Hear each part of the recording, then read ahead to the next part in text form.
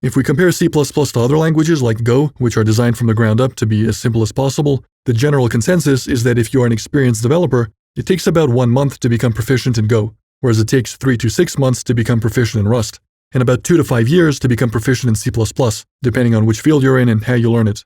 Keep in mind, this doesn't imply mastery. It's just the amount of time it takes to become effective in using the language. And don't take these numbers too seriously. I don't have any studies to prove this. It's just napkin math based off of general consensus. Anyways, as C++ gets more and more features bolted onto it, it may take 3 to 6 years to learn it, and then 4 to 8 years to learn it, and then inevitably a decade to learn it. Future versions of C++ are going to require a prohibitive amount of time to learn properly.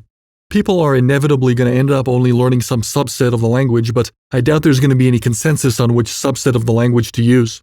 The most important thing is that if you're going to use C++ to work on something, you better pick a project which you're super passionate about. Because after years of wrestling with the language, if you're unhappy with your project or if your project is unsuccessful, you may come to the sobering conclusion that you just wasted your life. In terms of how to actually learn C++, most of the resources for learning C++ that show up near the top of Google search are really bad. The general consensus on internet forums is that learncpp.com is probably the best free resource.